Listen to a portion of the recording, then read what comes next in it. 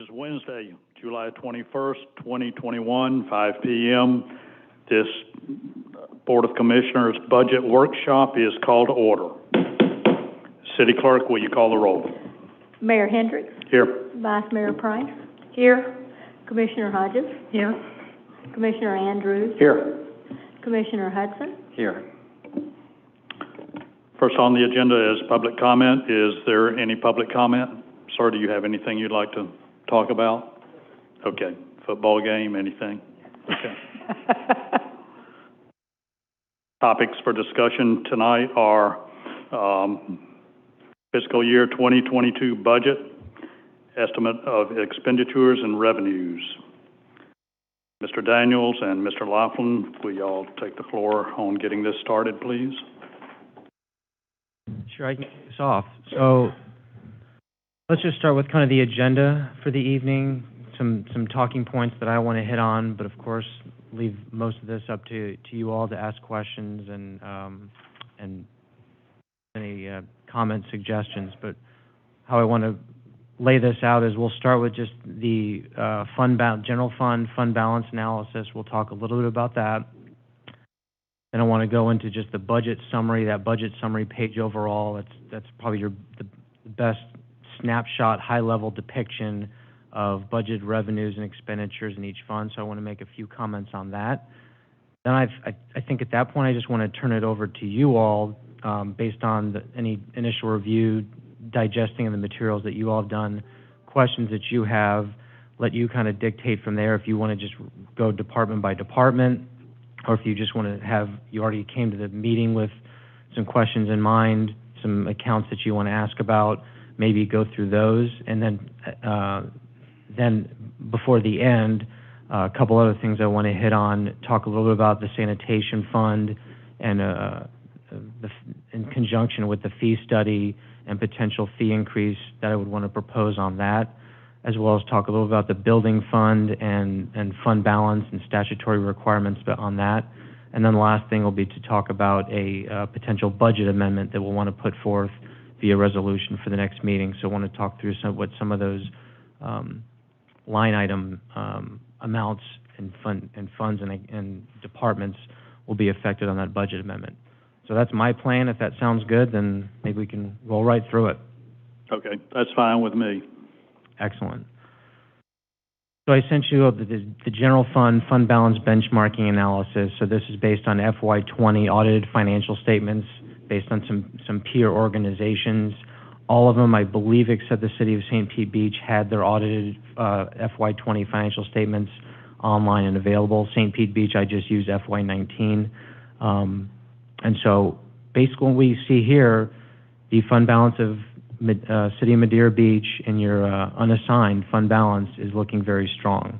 So I provided some ratio analysis, so looking at fund balance compared to total operating expenditures at 163%.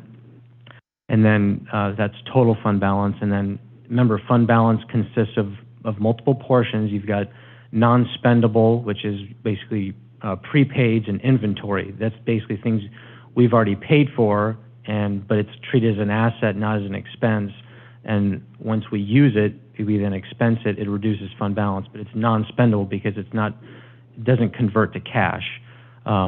Then after that's what's called restricted fund balance. That's if there's any external restrictions, so we get grant monies up front. Let's say we got COVID money or American Rescue Plan Act money or any other type of grant revenue may be received in advance. Those are restricted for a particular purpose on how we can use them.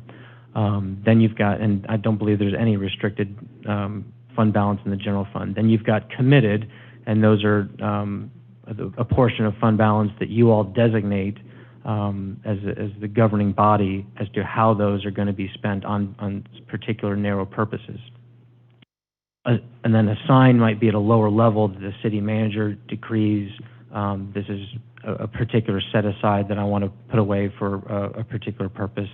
And then unassigned is basically anything that can be spent on anything. It's not set aside, not reserved for any one particular need. So a high unassigned fund balance in relation to operating expenditures is a good indication of the health and stability of a governmental entity.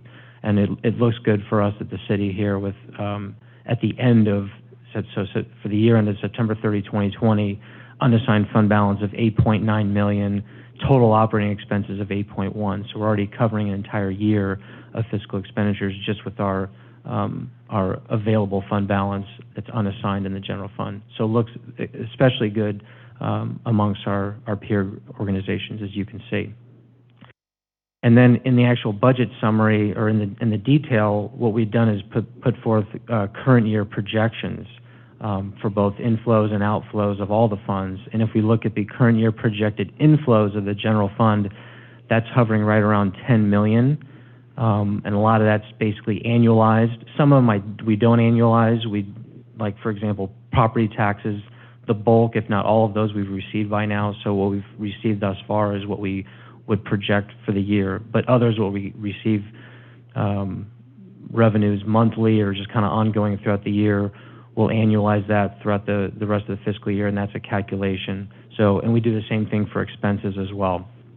So on an annualized basis, we're right around $10 million in revenues and right around $9 million of operating expenses. So also looking like we'll be having a good year for FY21, and we'll be bringing money forward in fund balance by the end of this fiscal year. Any questions on fund balance or kind of where we're starting with FY22? So even if we had a significant deficit that we'd be budgeting in FY22, where we have to carry forward fund balance, while I never like to do it, we do have the fund balance available to do so, especially if we had big one-time projects that we wanted to undertake. And recall, some of that total fund balance, because you see unassigned fund balance is $8.9 million, total fund balance is $13 million, so there's some committed amounts reserved for emergency reserve. Remember, we had BP money available that's kind of been sitting there that we could spend, that you all basically could just designate, let's spend BP money on XYZ project, and we could certainly do that.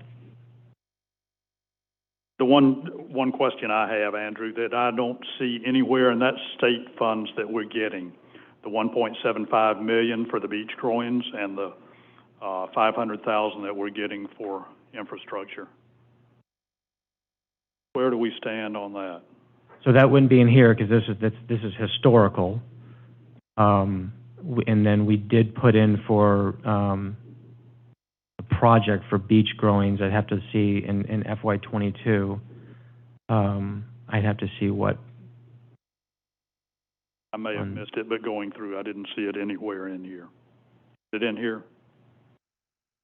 Or maybe that's in FY21 that I don't recall, but I believe we had in our project listing beach growings. But let me look at that and get back with you shortly on that as I look through. Yeah, because I hadn't heard anything on whether or not we were going to have to match some of that, or however we have to do it. It's time to act on that. Those drawings have just had it.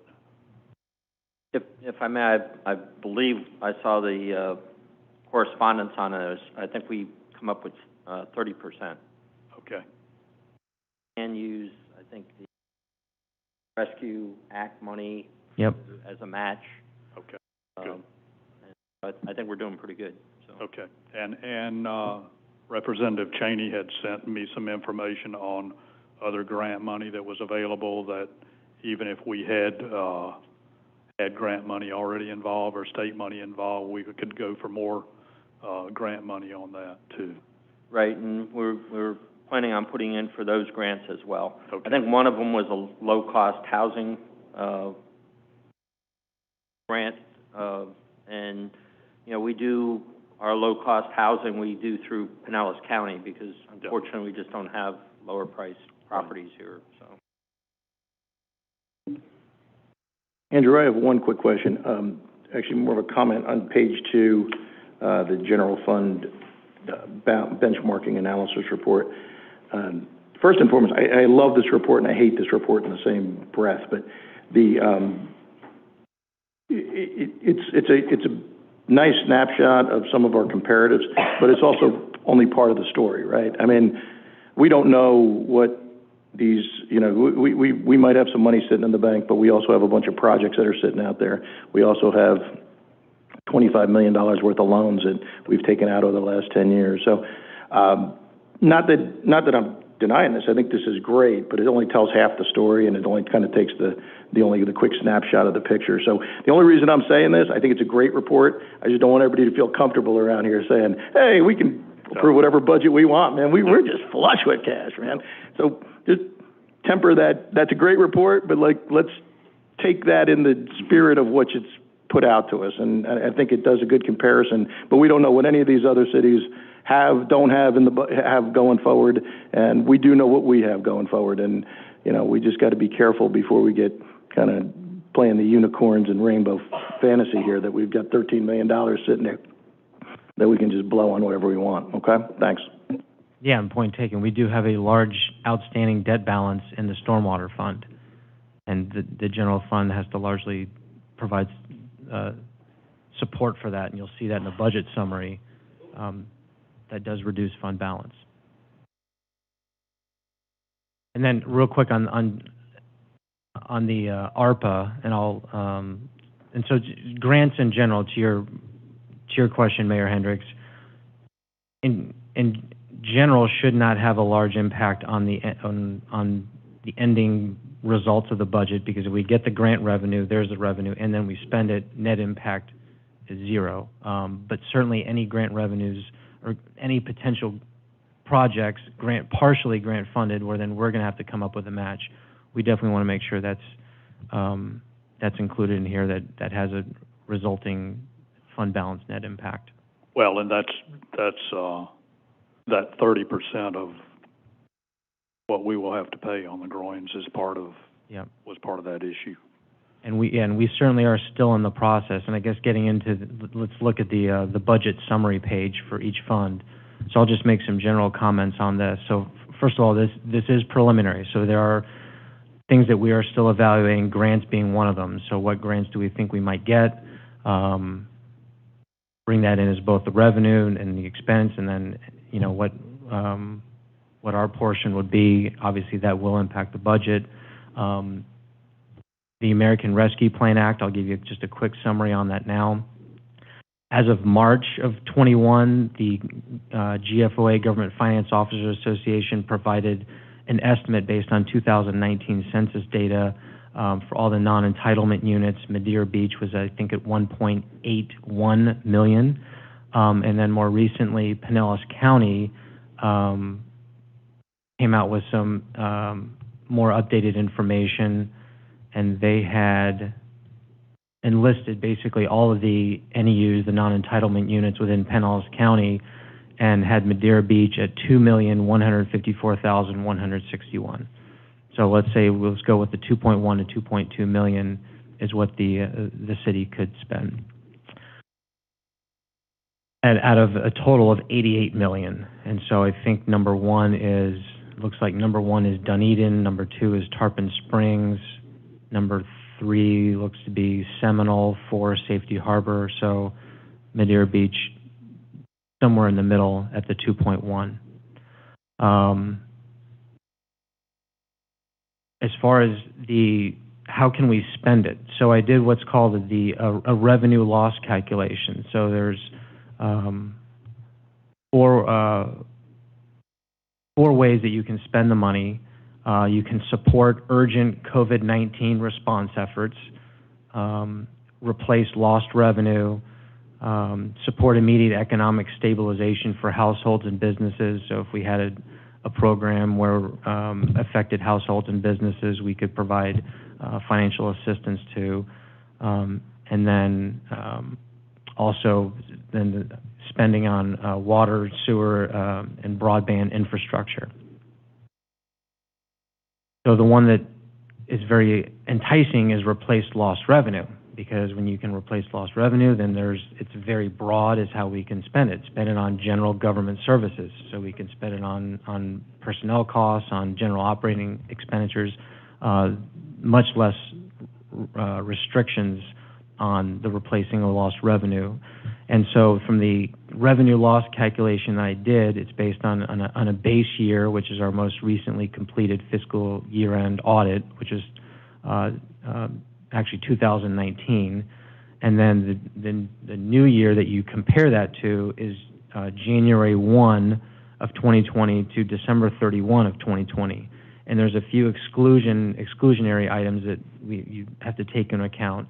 So the amounts that the general fund charges the other funds for administrative overhead, we've got to pull that out since that's internally derived.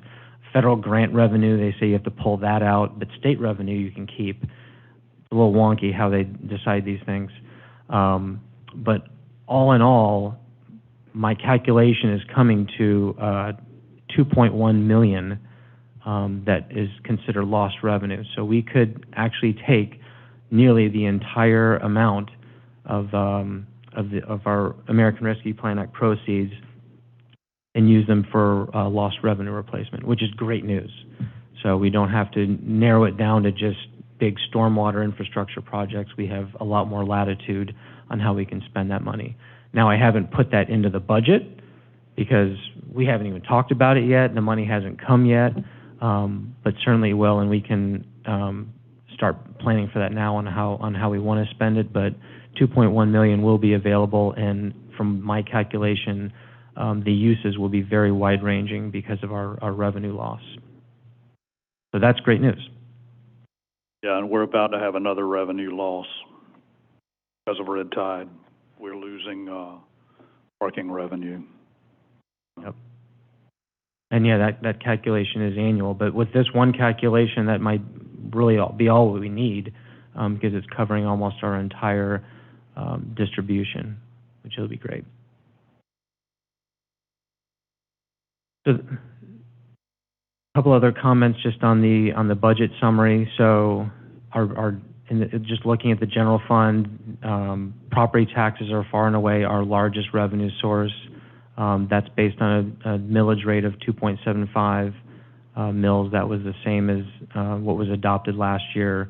We'll talk a little bit more about that in the special meeting, but that's what that calculation is based on. At this point, personnel costs, we've gone through as all departments. We have a new budgeting software that we've implemented, and all departments have gone in, and any new positions to be added, positions to be deleted, that has been done. And at this point, we've increased salaries by a cost of living adjustment of 3% citywide, and that's what we're looking at now, but things are still preliminary. So our intention in the very near future is to have a department head meeting where we'll go through and evaluate, as that unit will evaluate each employee for a potential merit increase of anywhere from 0 to 3%. And so that still needs to be done and factored into this budget. We also want to do some right sizing of some of our lowest wage earners, workers making $10 an hour, $10 to $11 an hour especially, and looking at potentially making some small incremental increases for those lowest wage workers. So some of those incremental increases are not yet factored into these budgeted numbers. I don't see them as being significant, but there will be another iteration of this budget as we go through that, as we finish that process and factor that into the calculations of personnel. But for now, for looking at the budget summary and just staying focused on general fund, if you look at towards the bottom, that's an important number. So you've got 3 items that I want to cover. We've got what's called encumbrance carry forward, contingencies, and then fund balance net position available. So starting with fund balance net position available. So either a fund, the inflows are going to exceed the outflows, or the outflows will exceed the inflows. If the outflows exceed the inflows, then we need to pull in fund balance or net position from the prior year in order to balance the budget. If inflows exceed outflows, then that number shows up in that fund balance net position available. That means that's money that we're going to have left over based on budget that we can then put into fund balance and spend in future years. And right now, that's what what we're looking at with the general fund, with fund balance available, $643,051. So right now, we're presenting a favorable general fund. And again, like I said, still some things to go through, namely on personnel, evaluating a few more grants, some things that could come through, but largely looking good thus far in the general fund. And then so then let me talk real quick on encumbrance, carry forward, and contingency. So what does that mean? So basically, contingencies, and we haven't done this in the past, but I'm introducing this for this budget. So a contingency can be anything from a tropical storm to like we have a pregnancy and maternity leave, where we're having a staff member that will still pay but have to bring in a temp to assume the duties of that person for 6 weeks. Well, those kind of things don't really get budgeted for because they're unexpected, unplanned. So we have a contingencies line that would be able to allocate to departments in order to buffer against some of those unplanned events that occur. Encumbrance carry forward. So really, what an encumbrance is, it's basically an unused purchase order, right? So we go through a purchase requisitioning process where we want to procure a particular service to provide maintenance on a sanitation truck. And so that's for $40,000. We procure that in the summer of 2021. We anticipate doing the work in September of 2021, and we had budgeted for that in 2021, for that $40,000. Well, we have that PO out there. For whatever reason, it gets delayed, and we don't really incur that expenditure until 2022. So we have this PO that's unspent that was intended for 2021, budgeted in 2021, but now and we didn't budget for it in 2022.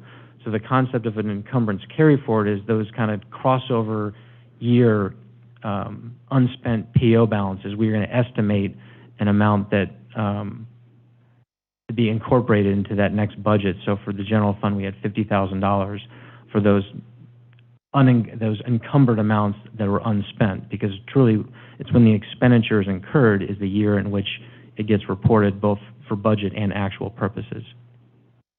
So that's the concept of an encumbrance carry forward, to factor that in for when you have those near year-end unspent balances on a PO that we want to carry forward to the next fiscal year.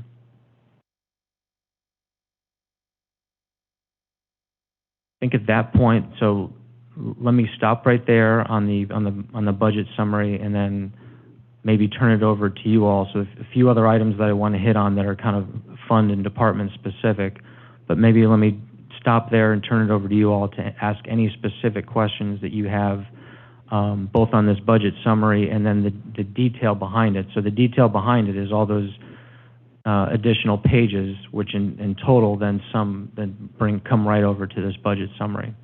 So maybe why don't we stop and allow you all to ask any specific questions that you have on any particular fund or department.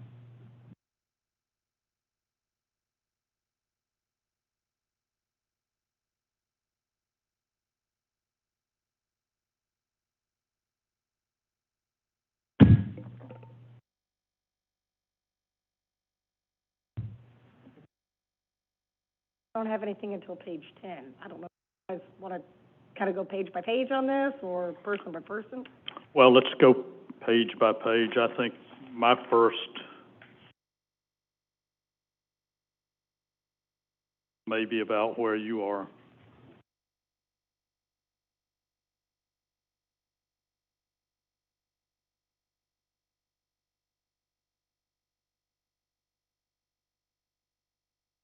Y'all got anything before page 10? I guess I have a question on the page, the parking fines, 5 of 42. Why in the world are we... Page? The 5 of 42. 5, got it. And if you look at the parking fines, we budgeted for 90,000. We actually only received 38,000. Put extra people on parking enforcement this year. Are we just behaving so much better, or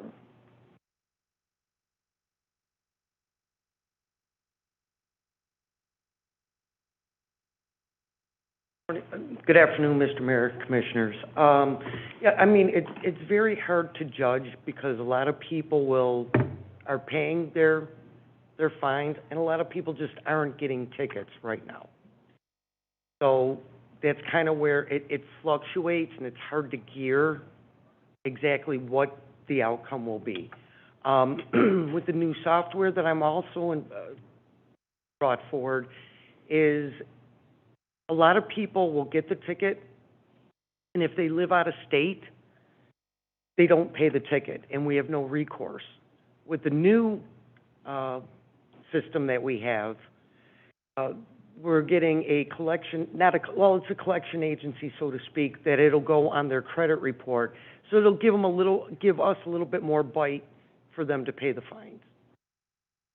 Okay. So for next year, should we just, I mean, this isn't a huge dollar item. It is. But is it something that we should change for the new budget to something smaller than 80,000? Certainly, I could certainly do that. Thoughts? I guess the thought would be, why were we collecting 78,000 in the past year, and this year we only collected 38,000? Okay, so Commissioner, if people pay their parking and the fines aren't out there, if they don't get the tickets, I mean, that's where I said people have been really good, honestly, this year with paying, and it also has helped that we have our ambassadors out there showing people where to pay, explaining the system, and that's kind of what I've judged or spoke to my officers to do, is to help them, give them the good sense that, okay, they paid, they can park instead of getting a ticket, and then, because I get numerous calls, well, this city's a ripoff, so on and so forth. So we're just trying to make it a little easier for them and have them pay, which then is basically cold, hard cash for us. If I may, just to explain it, so when you're talking about pay, they're paying actually the parking station, so it doesn't result in a fine. Yes, I'm sorry. Yes, the parking station. Okay. I apologize, yes. Well, I think with the vendor change, there's going to be greater enforcement action, more notices to these scofflaws to compel them to pay. Correct. Right now, I mean, the vendor that we had, it's just they gave a stern letter, which probably went in the recycling bin. I mean, like I said before, we didn't have any means of collecting the income from out of state. Also in Florida, you have to, in order to be put up on scofflaw, you got to have 3 unpaid tickets. At which point, when you go to register your vehicle, you can't until you pay those fines. But that's given, basically people 3 strikes before they'll implement it. In Florida, yes, I'm sorry, yes. I received a bill from another state for a toll that I went through. How are they? I mean, I paid it because I went through it, and I was like, wow, I don't see anywhere to even pay a toll. And I knew I was on a toll road, but I just kept going. And then, of course, I get the bill in the mail afterwards. I mean, well, with tolls, I know that they have the camera where they can snap your license plate and track you down. That's a little different than just not paying a parking ticket, if that makes sense. How much are our parking tickets? If you're parking somewhere where there's a no parking sign, how much do we charge? No, right now it's 25, but that's going up in the new fiscal year where it'll be, I believe, 40 or 60. Can't remember off the It's top. 80. I know Treasure Island is 80. Yeah, it's 80 just south of us, so we made it.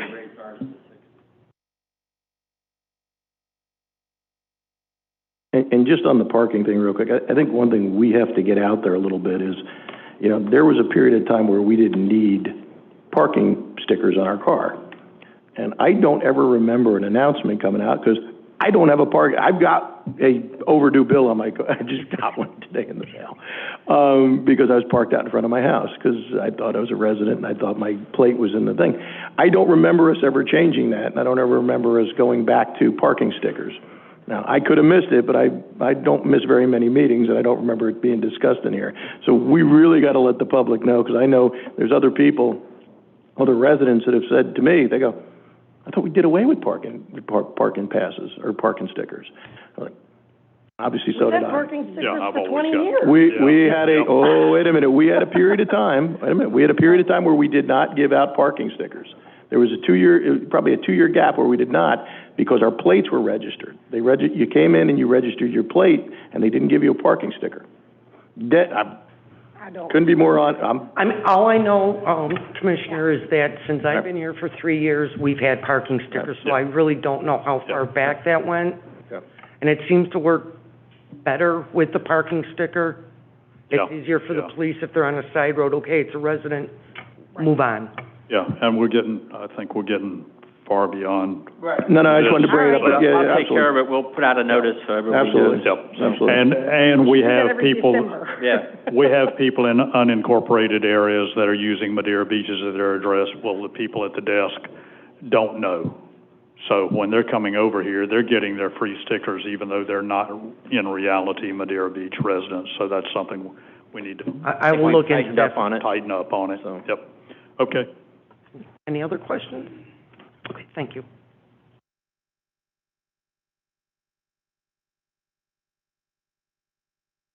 We can bring that number down a bit for conservatism, instead of 80,000, maybe more like 60,000, given what our current year projection looks like. That makes sense. Did each department head go through this and give us these figures? This is where this is coming from, I'm assuming, or? Yeah, so in our budget software, they go in, department head goes in and estimates both the next year revenue, applicable to their department, as well as their operating. So their operating costs, and then their capital, it's different forms they complete depending on the type. So either a next year revenue, next year operating, or next year capital, and they go through and submit that. Yeah, I think we had a learning curve too on the new machines, so I think we were giving a grace period for a while too on even worrying about tickets, training the public. I just have one thing to add. Before we kind of dig into this, do you guys have this, you know what, here, hold on. It's a workshop, I can hand things out, right?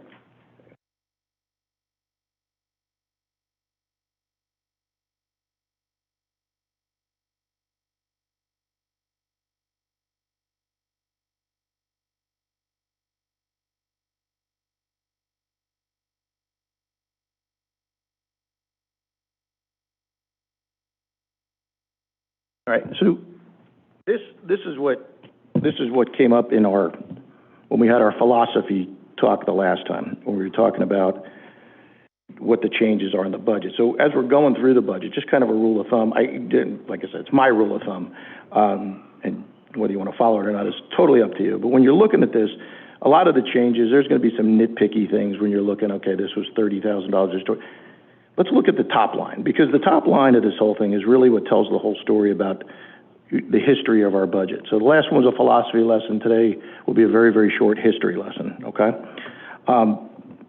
If you look at the bottom line, or the bottom number, okay, in 2017, our total personnel services, wages, and benefits, $4.271 million, okay? The budget in 2021 was $5.651 million. That's a hefty increase. And Andrew, I know I spoke to you about this before. I don't know if were you able to come up with a number for what 2022 is? I pulled it for salaries. I didn't realize you included benefits. So salary was $3.8 million. Let me get benefits for you. Okay.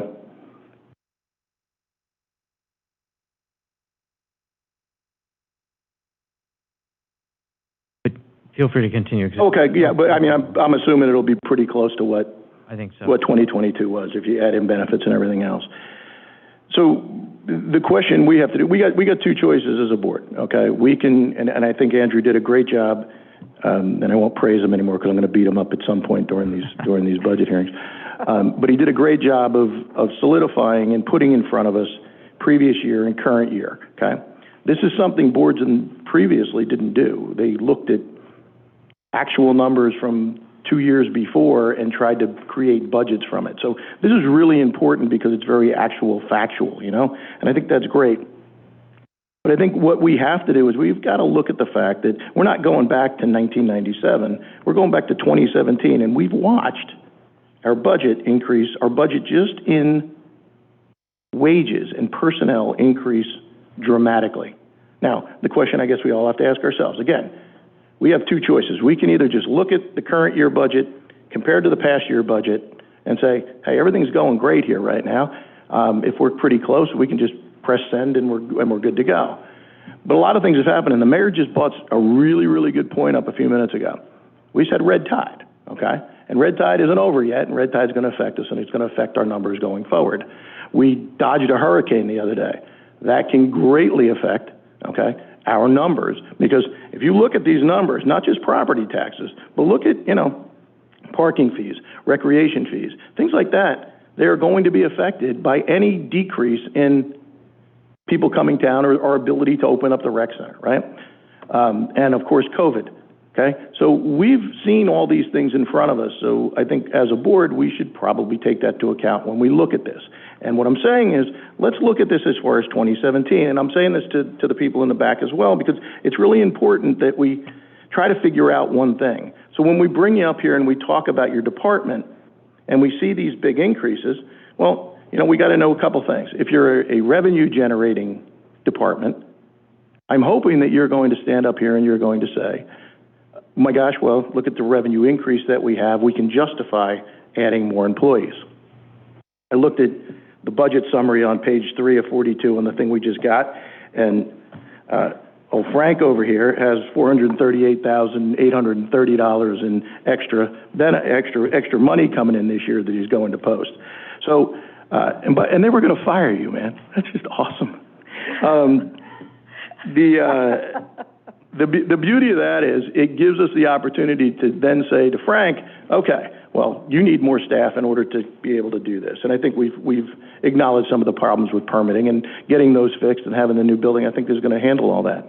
That's important to look at, because when you look at this other stuff, we're going to have to look at, okay, do we have, because we have to justify this budget to our constituents. So why are we seeing more than just increase, if there is, more than just increases, cost of living increases in some of these areas, okay? And there's a lot of reasons behind it, and history will tell us, and we can get into that lesson another day.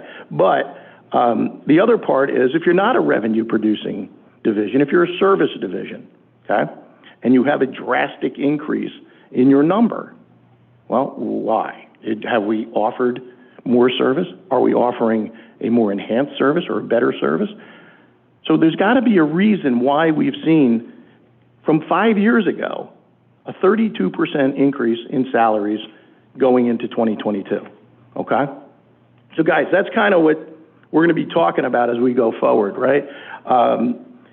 And a couple of them are, you know, a couple of them are easy. I mean, I'll tell you, I mean, I could tell you the exact minute that this happened. It was in 2017 when there was an open position in the city manager's office, okay? And the city manager at the time hired a unpaid, unqualified intern to take on the 8th highest paid position in the city over another employee here. Everybody was going crazy, and what it did, it started a complete, everybody was jumping up and down, from the guy who was pumping gas at the dock to the rec aide. If she's getting paid that much, why aren't I? And it caused this big increase. And people started fighting, blah, blah, blah, blah, blah. They were firing directors. They would use the money from the director, and they'd pump money into the employees that stayed in order to win some loyalty and some trust. Well, this is what you're seeing over the course of time and why this has happened. Then we did something else.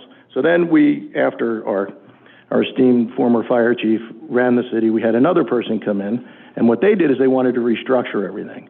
We had an information officer be invented. We had a situation where, if you look at some of my scratch notes, the bottom 3, marina, stormwater, and sanitation, and then if you go up to public works, if you guys remember, back in 2017, we had 2 people that oversaw all of those divisions, right?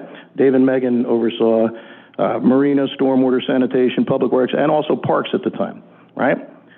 Now what we did, instead of having and pulling 25 or 20% of their salaries out of those budgets, now we have individual directors running individual departments. But our question has to be, okay, are we better off today because of those changes than we were in 2017? Because if we're not, look at this, we're spending an extra $310,000 on those 4 divisions without even knowing whether or not, we have a good sample size now to judge from, whether or not this is going in the right direction. And we're not locked into keeping that. This was an infrastructure that was put in place by another thing. And we don't get to choose the people that fill those positions, but we certainly have the opportunity to be able to restructure this to create positions or take away positions that we don't think are necessary. Okay? Sorry, I didn't mean to, I went on longer than I wanted to. I just kind of wanted to set that going forward. So when we're looking through the individual line items, take that into effect. The majority of the increases that we've seen since 1997, or I'm sorry, since 2017, are going to be in that top line item. And there's got to be a reason for it. Okay? Thanks, guys.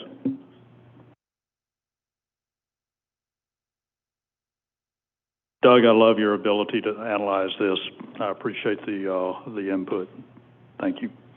I said last year also that I felt like as tight as we were that 2% across the board wasn't reasonable for the city to give out, that I felt like we should give out merit increases. And quite frankly, I still feel like a merit increase is the route to go, not an across-the-board raise. Now, I heard a number thrown out of 3%, and I again say merit increases are one thing, but across the board, 3% is quite another. And you're right, we talk about holding back on staff and how much staff has grown, but it seems to be creeping up. Now, I have talked to Mr. DeSantis about increasing the building department. The building department pays for itself, and we're getting ourselves into position to where that department can also do things for other cities around us. So I would like to see that grow because it's self-funding. But other departments, I want to be sure that our employees are giving us the bang for the buck that we need, and I'll be quiet after that. That's my 2 cents on that. I agree with the merit increases, by the way. 1,000%. I mean, inflation's kind of high, but still, I do agree that anywhere from 0 to 3%, we should do it. My other point is, if somebody's got a 0% increase, that should be somebody that probably shouldn't be working here, right? That's right. I mean, that's just my personal opinion. Yeah. So. I don't think just because you start here means you finish here 30 years from now. There are people that just aren't the right fit. So I think we need merit increases. I don't agree with across-the-board increases. Yeah, and that's my 2 cents again. I think the department managers should be able to know that and find those people if that's the case. If you are a good department manager and everybody that works for you is pretty good, this not giving somebody a merit raise when the cost of living and everything goes up is also wrong. So I don't know what the split is, but a merit raise and a cost of living raise probably makes sense to keep both of them. Well, last year we had, I think everyone got a 2% across the board raise. Inflation wasn't 2%. It wasn't a cost of living raise. It was more than a cost of living raise, and that's part of what I had a problem with. And if you'll remember back last year, I did bring that up, but I still stand by my huge comment last year. Keep moving. Doug, your total is $5.489 million, so about $5.5 million, so comparable to the 2021 total. Thank you. And we need to be, we're talking about doing other things. We need to be sure we've got the right people that are capable of doing other things we want done in the city. So, next, someone got, I know you don't have anything, Commissioner Price, until we get to page 10. Has anyone got anything before that they want to go over? I guess I just would like to say kudos to the city clerk. Now that I've seen Commissioner Andrews' page here, they went from 7 employees in 2018 down to 2.25.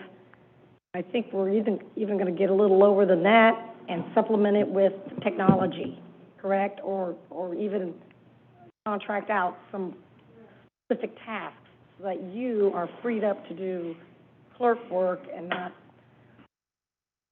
rote typing. Yeah, Commissioner, or Vice Mayor, I think that 7 included the commissioners. Yeah, so it was 7. Did it? Yeah, it was 5. It was 5 of us on there. Oh, okay. Because if you look in 2019, it's 2, and then the 5's underneath it. Yeah. Got it. Okay. No problem. Okay, well, let's I keep didn't think we that. ever had like that many people, but I didn't know maybe. Be a big Looking clerk through department. We had a lot of records requests back then. That's what was. Yeah. Well, we're still getting them. But my budget will change some because I made some changes after this was posted that I'll get with Laughlin on. So the salary part will go down some, and because I added to the contracting on certain things, and so it'll balance itself out, and then I should be saving more. And I was able to cut in some areas as well to help cover for the contracted service. So try to offset it, not just add new revenue, new expenditures. Right. Yeah. So I'll work on that, and I'll get that to the finance department this week. And I would like to get a new shirt next year if I can, Clara. I have money in the budget for Okay. you. It's All right.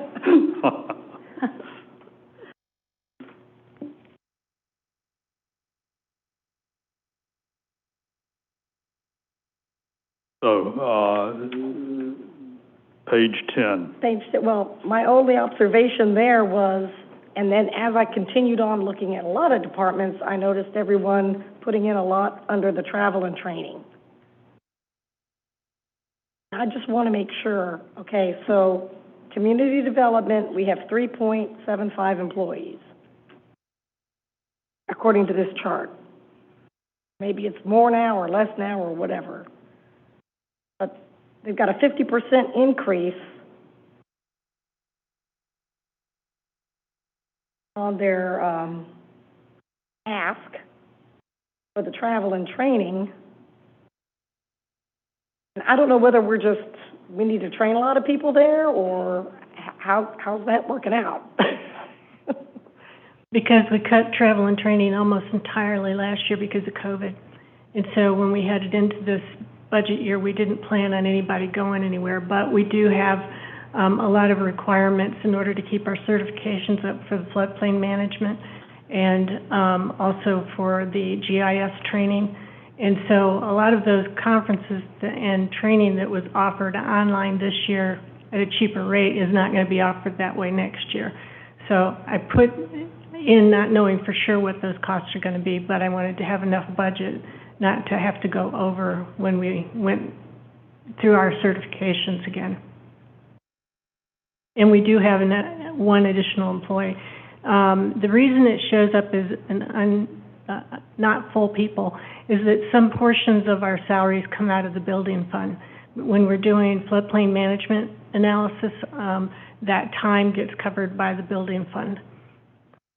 And then there's just coordination out of my work that also gets into that. And almost 50% really of the plans examiner comes out of building fund because it's just looking at the building structure itself for floodplain management requirements. Thank you. Mm-hmm. If I can add to upcoming this next year and probably for the next 2 or 3 years, we have our comp plan review that we have to do and the updates that are mandated under state law. And we have a number of other studies that we have to do with sustainability and sea level rise and so forth. So their staff is going to be busy for most of the next 2 to 3 years. Yes, and we've also talked about the need to rewrite the entire code. The code is really messy. Yep. Yeah. So there, in the overall budget, there's the personnel that we talked about, but then also there's some consulting fees in there because we want to have the expertise we need going through hearings at the county for the activity center and representing, just helping to represent that. It comes out better if you've got an outside land use expert. It's usually me in these situations, but I'm working for you now, so having extra authority associated with our efforts is going to help us get through the kind of the politics of that process. But we do have some significant land use issues to resolve. No, you answered my question about Okay. training and travel. That's all that was the only thing that kind of jumped out. Thank you.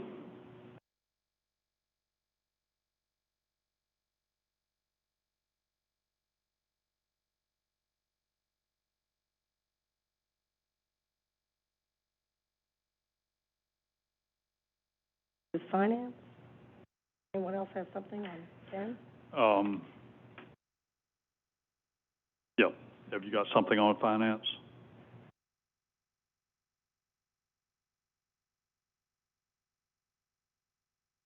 So we've added Andrew. And we still have 3.5 employees plus Andrew. I'm surprised that we need 3.5 employees plus Andrew. I know at the beginning, like this, you still new with us, but I'm thinking at some point, when do we drop an employee now that we are hiring a contractor to do like all the heavy stuff? Which Andrew's doing a great job at. Yeah, it's going down to 3, so we'll have 3 for FY22. Okay.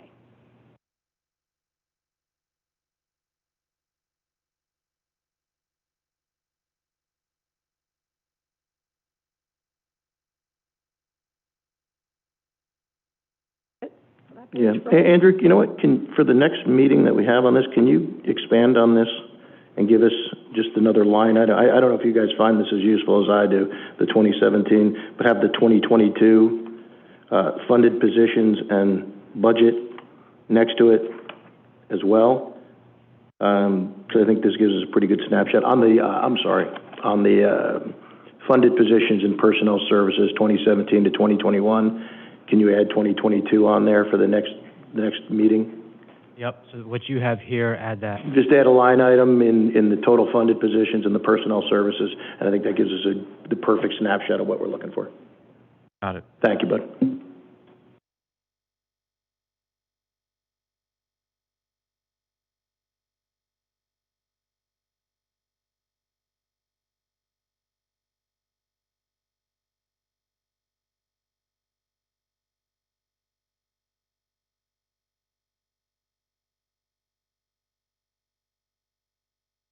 IT,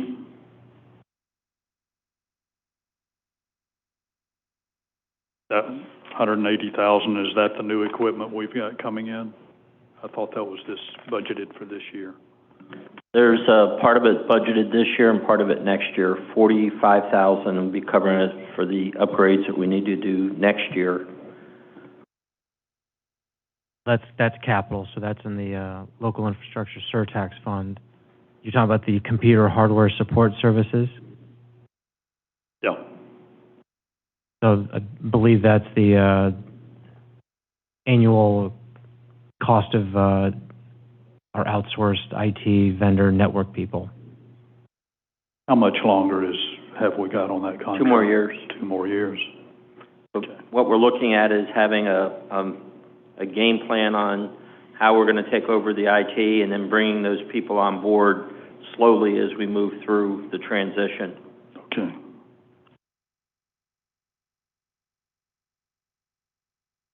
We go back one page to human resources. Sure.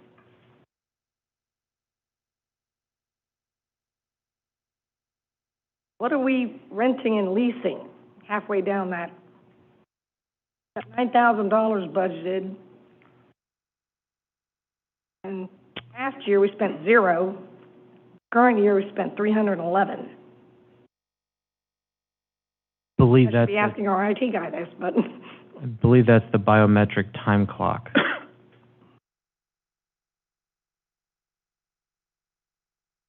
so next year we anticipate it being 9,000? I believe so. I think that's what our current year is. We have a $9,000 But we only have time clock? What happened to the old tick? I know. Well, that's why I said, that's why I'm asking. It's a great question, yeah. I didn't know if we gave the guy a car or what, you know? I mean, I was like so in the current year, though, we've only paid $311. I'm just wondering why we keep. Yeah, I'll have to look and see why that's, why Yeah. it's so low from the budget. So maybe that number needs to be adjusted. I'll have to look into that. Yeah, I can dig into that. I thought that was an upfront acquisition and not an annual rental or lease. Yeah, that's, And maybe it's a timing issue where we budgeted in this year, but now it's looking like next year. But let me do some digging on that. yeah, I thought that's something that had already been taken care of. Good catch, yeah.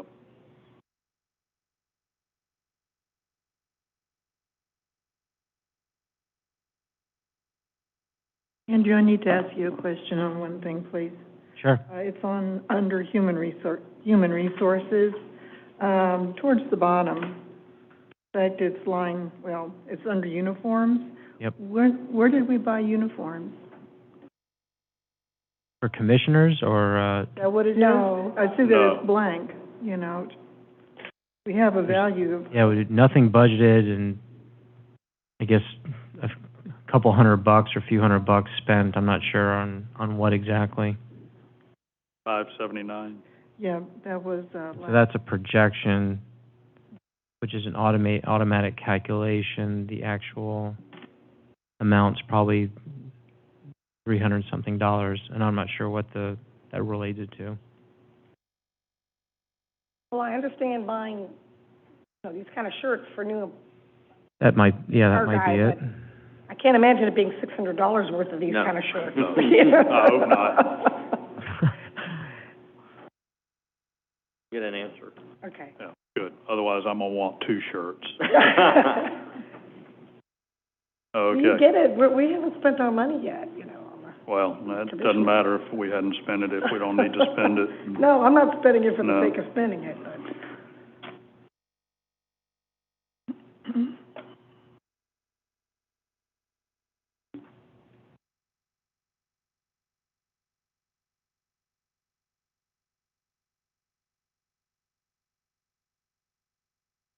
Don't have anything until parking enforcement on 19, so you will see. Yeah, I've got, okay.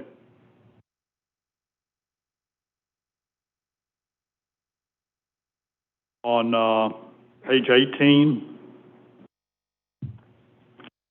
non-departmental, maintenance of streets, $439,000.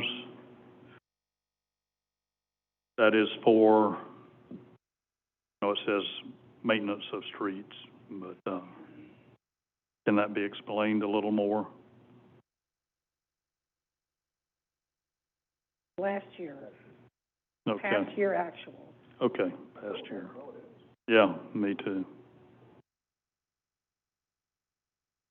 Yep, I'm trying to get remote access into the accounting system to get the transaction detail. Having some technical issues, but I'll keep trying, and if I can get it, I can elaborate on what that number is specifically. Okay. I just see a large number there, and I don't see anything after it. I was wondering what the deal was. Hey, can we hop back to law enforcement? I think you guys have talked about had talked about getting rid of one of the officers and getting a code enforcement person, and then also talked about need for another officer. Do we need to have that all sussed out before the budget? To talk about it. I'm the one that brought up, I thought we needed another enforcement person, maybe just add another code person or... Well, you know, at the same time, we talk about cutting back people, and then on the other side, we talk about adding people. So we do need code enforcement, but while it's 6 o'clock, I would think we want to go ahead and push through this until we're done, and then we'll take a short break and start the other meeting afterwards. But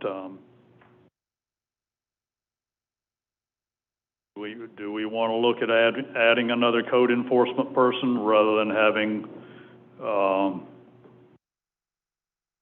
enforcement do it? I was thinking adding someone in a uniform who can ticket the people with dogs. And the enforcement is what we have, not everyone, but the emails that I get are people saying, why aren't we enforcing? Why are there cars parked on my sidewalks? Why is there dogs on the beach? Why we have laws against this? Why aren't we doing something? That's what I'm trying to address. Yeah, sure. Even the litter issue. Exactly. You know, we've had an ordinance for a year. We haven't had one ticket written. You know, I would rather people not litter and we not have to write any tickets, but that's just simply not the case. So, and it doesn't look like it's something the sheriff's department will. I don't know if they'll ever tackle something like that, or if that's something that we need to just go ahead and take on as a city. Of course, during red tide, it's hard to even discuss that, but. Can I just make one suggestion on that? Sure. I'd rather have a representative from the sheriff's department here to see and discuss what they do and what they don't do, and what they're willing to do and what they're not willing to do before we jump ahead and say, okay, well, we want to hire somebody to do this. I don't think bringing in another deputy as a CPO is a great idea at the moment, obviously budget-wise, but I don't know if we're allowed to deputize somebody or to do code compliance or something like that. But I'd like to hear their take on this and see what their numbers are as far as code compliance and the likes of that, and hear what their stances is on ticketing people on side streets and dogs and things along the lines of that. So, but let's give them a chance to at least kind of answer these questions before we kind of push forward on it, if you don't mind. Yeah. Yeah, and a lot of that, I think, is parking enforcement, probably, because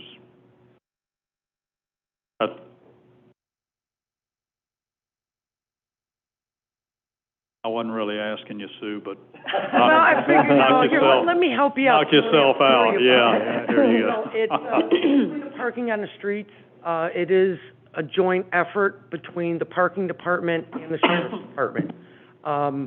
One of the things in my budget, I wanted to get another part-time individual, so we'll have later hours to enforce, and then we can do more on the side streets. I mean, as far as the littering, we haven't gotten there. That, we haven't been told parking should do that, so to speak. I mean, we try to help people. If we see them, obviously pick it up, but, I mean, that's where we're at. So it is a joint effort between the sheriffs and parking. Okay. Good. I know the sheriff gave me a ticket, so, parking ticket. You can come and see me then. No, I just paid it. I will make those arrangements, get with Andrew and see which meeting's going to be appropriate. Okay.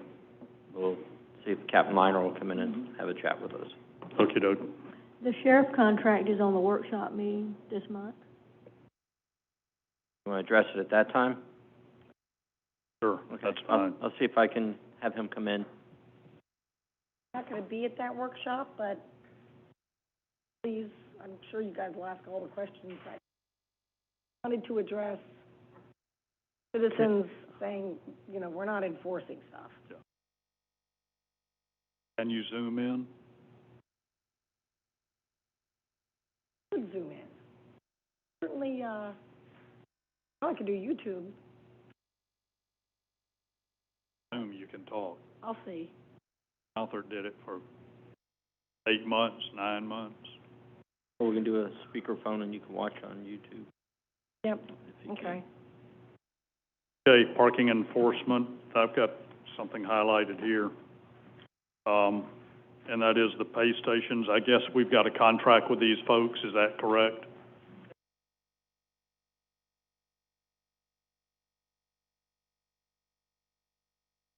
And are they not holding up well at $30,000? Well, the pay stations, they're holding up, but with the water, we get a lot of damage through the water, the sand, so we have to get a lot of replacement parts. And what we do is, I have Jamal, instead of calling a technician in to save money, Jamal will do it. Will, you know, do what he can do without damaging the machine and then us being forced to pay for another machine. Okay, so is 30,000 at a reasonable figure? Is that a high figure? Is it? That's a pretty reasonable figure. I mean, like just today, the batteries went, and I had to go get 3 new batteries, which was $400 and some odd. Okay. So they are a costly thing to upkeep. Okay, and $10,000 for the departmental supplies? Yes, that's our paints, signs. Okay. I know you put a ton up this year with no parking and residential permit only and all that kind of stuff. The other thing that I'm going to hit, and I've highlighted this on, not just on parking enforcement, but the marina and a couple other things, and that is, and I discussed it with Bob before the meeting, bank service charges. We're paying a fortune out, and I wonder if we couldn't negotiate with a bank to have those charges. I know a lot of them are charge card charges.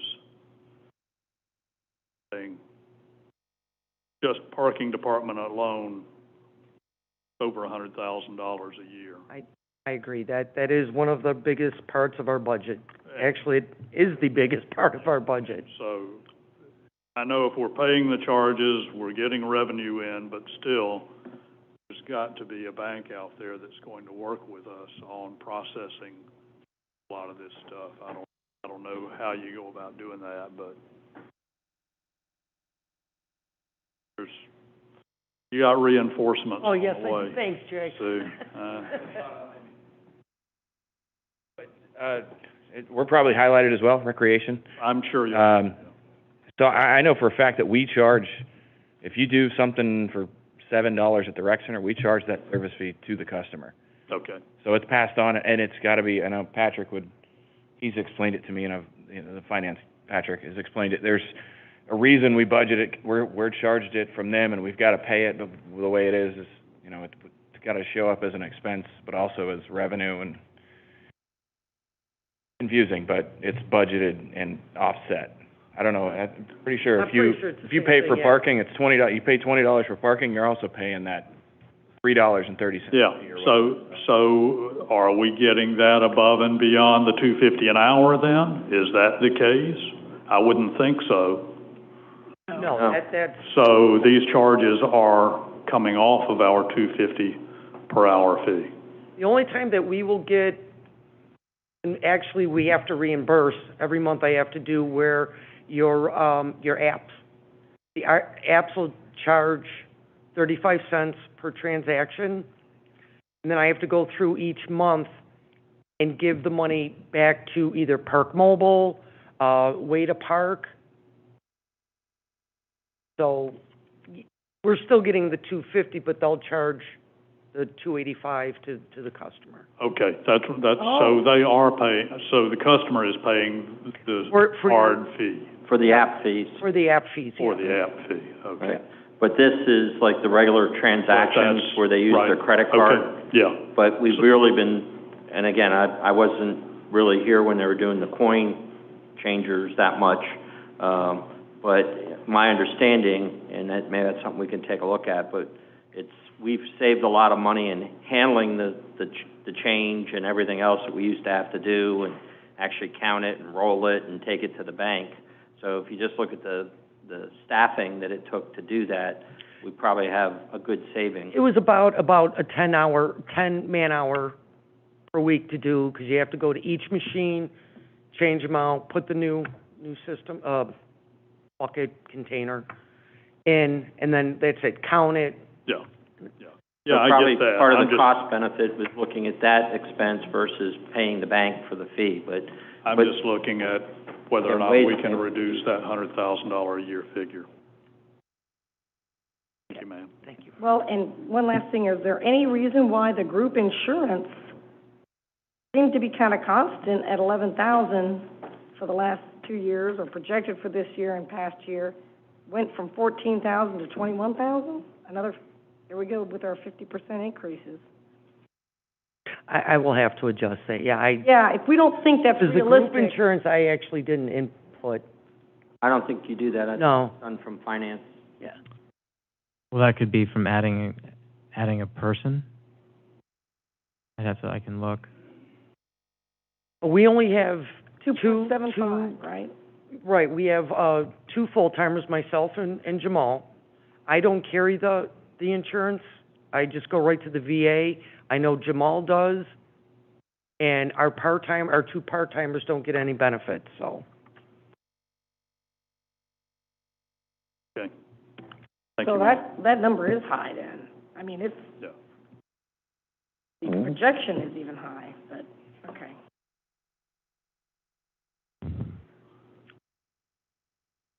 So just a quick public service announcement. The next time you go and get a Slurpee, and you whip out your credit card to pay, and I scowl at you, you understand why. By Yeah. just a quick Cash PSA, that's all. Cash only. There you go. Yeah, but I get one frequent flyer mile, Doug.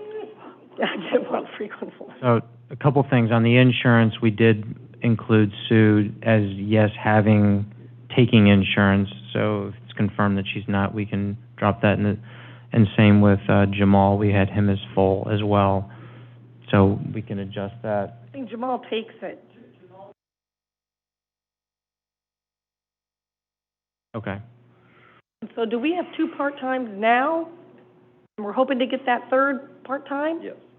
Okay, all right. Well, that'll help with the, And then on the credit card convenience fees, each processor may work a bit differently, where it's just netted. Others, where you charge a surcharge or convenience fee, you get the whole revenue and then pay the credit card fee. So we do have a line item, and that's on page 5. There is a credit card convenience fee revenue line item that does net against some of those expenses, and it's budgeted at $5,000, but we're projected to receive $10,412 of revenue from the convenience fees that we collect. So it's grossed up. We collect the full fee, then we pay monthly the merchant service charges.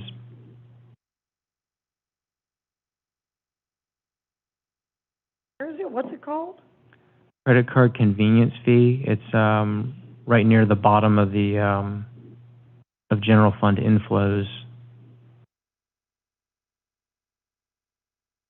Yeah, because that $100,000 figure. Oh, sorry, I said 5. Yes, so 6. Okay, I'm up to page 21. Does anyone have anything for that? Nope.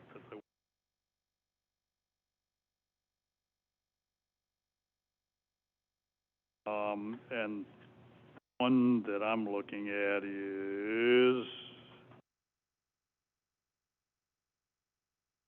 maintenance auto equipment. $4,000.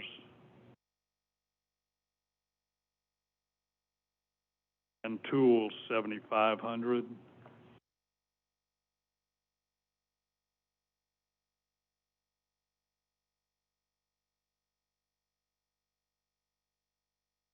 Hello. How is everybody? You knew something was going to come up, didn't you? I did. So, the $4,000 for the maintenance auto, that is due to, we have a couple older vehicles in the Public Works admin. That'll be our bucket truck, which is a 2004. It's gonna need some love next year. And we also have to reservice the bucket on that every year, which costs a little bit. The tools, the other one? Yeah. So there's new upgrades that we have to do now every year with these new, diesels. That is very hefty. That is about $1,500 every year, and it may go up. So that is for both the fire and the garbage trucks. Okay. And then there's also a couple of things that we need to upgrade, our Okay. tire rotator. All right, yeah. My concern was, I don't want to, normally mechanics have their own tools, and I didn't want the city to be buying tools for a $60 an hour mechanic. Oh, we've always paid for the tools needed for the mechanic because he's not a mechanic anywhere else. He's specific to Madeira Beach. So all the tools that he needs are owned by the city, which stay at the city facility. Any other questions? Yeah, You're welcome. That's a good gig. I think we probably need to increase the rentals and leases based on the history here, instead of decreasing it. Almost 23,000 last year, projected for about 23,000 this year. We've only have budgeted 15. That's due to, we're getting rid of the trailer. Oh. So the trailer that my current office is in is going away. Okay, So we won't have that expenditure. all We're right. getting her a tent Good. instead. Didn't want us to be off track here. Nope.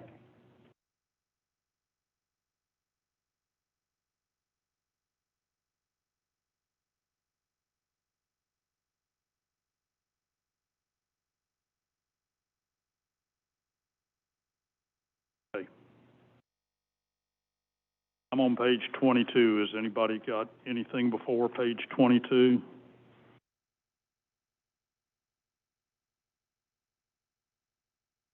Okay, there's something I want to bring up while we're here, and it's probably going to be a sore subject, and that has to do with the donation we made to the ball team.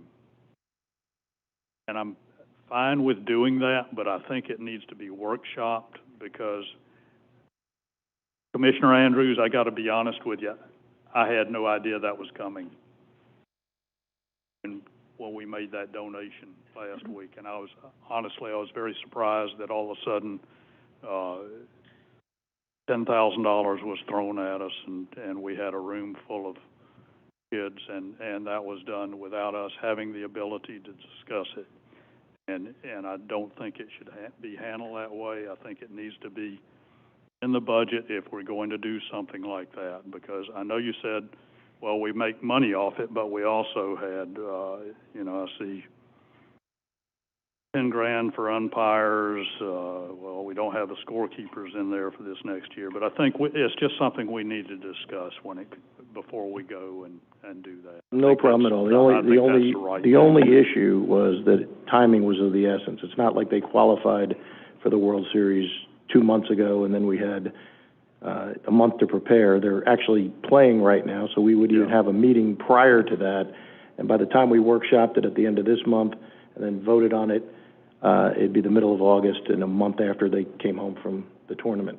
So the only reason I brought it up, we could have totally rejected it. It was something that we did last year, or 2 years ago, I'm sorry, and we did it kind of at a spur of the moment thing. I did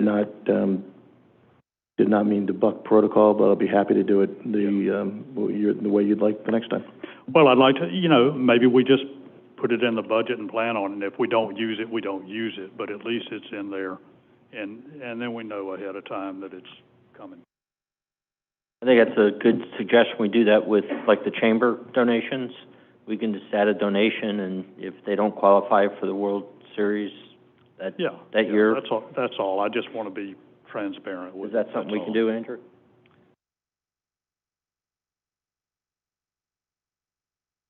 Sure, we can certainly add it. Let me. Okay, Okay. thank you.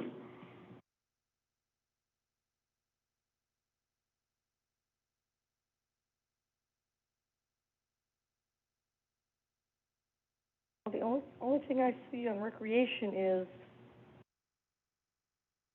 under the umpires and officials, projected to pay about $37,000 for them this year, but we only have budgeted for next year $10,000. So we're not under. Well, so this is something that I'm currently working through with them right now. So when, as Doug mentioned, we started this 5-6 years ago now. And I believe the intent at the time was we got the finance department to approve $15,000 and they were going to return that in registration fees. And that was going to cover their uniforms, everything else.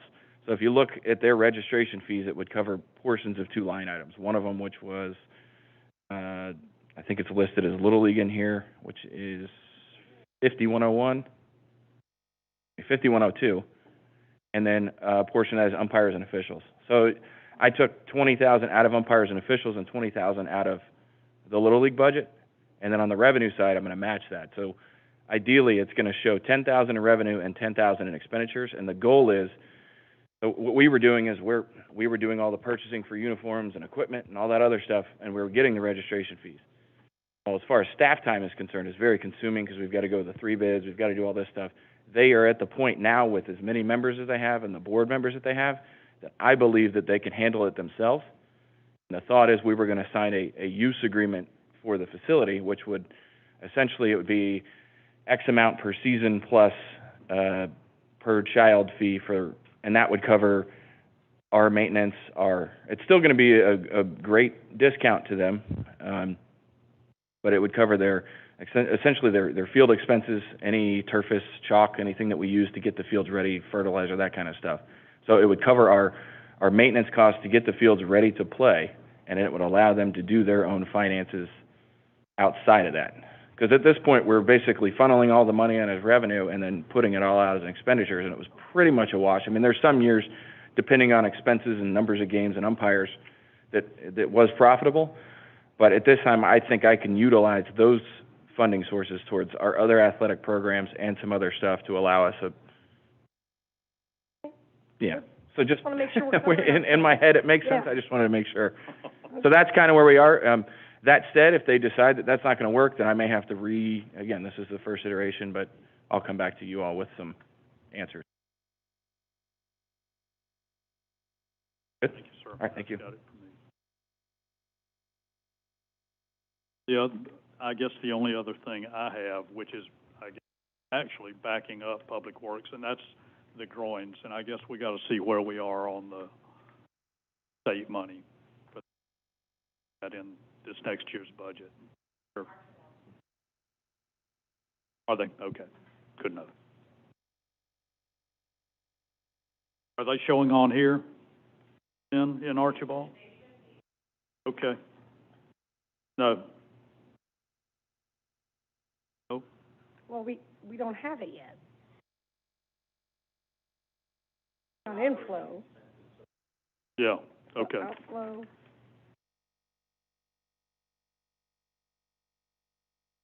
If it's not in your worksheet, we'll get that added. Okay, doke.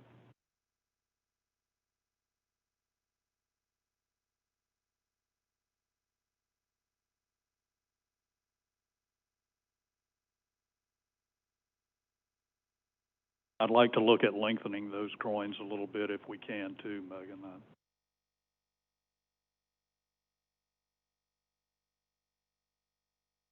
We beautify them. Anything other than rusted-looking concrete?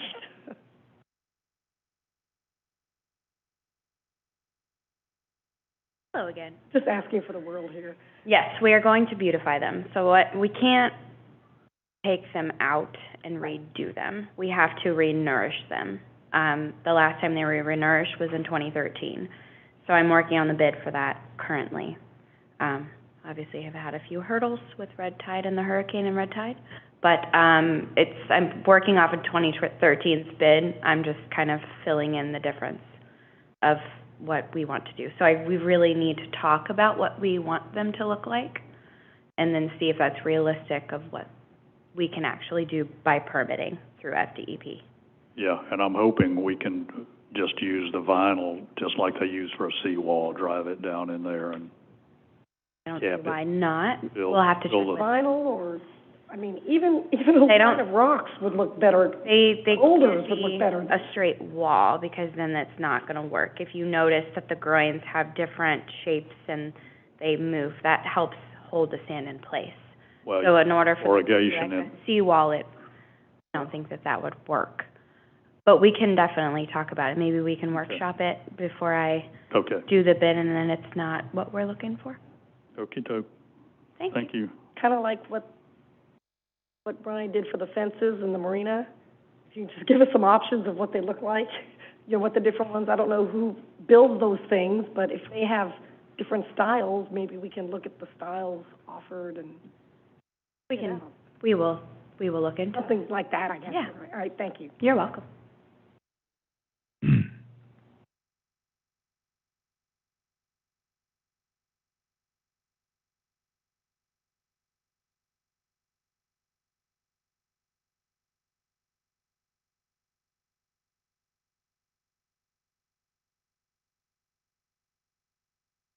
Brian, is the electric to the slips, is that metered, or is it just a flat rate per slip?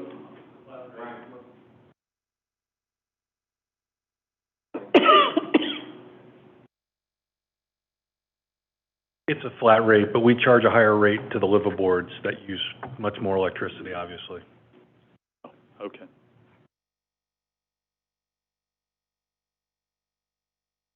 Okay. Yeah, we see that, bank service charges keeps popping up, marina outflow. Page 36 of 42.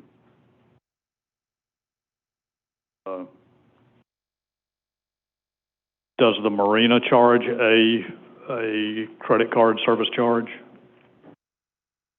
We do not, but it's kind of like the retail environment. Am I going to do a service charge on somebody that comes in and buys gas? Certainly something we can look at. I don't know if that's, could do a cash price and a credit card price on fuel, because we do have people that come in with $1,000 in cash and, No. you know, purchase fuel, but Just asking, something maybe to look at. I'll take a look, see if something makes sense.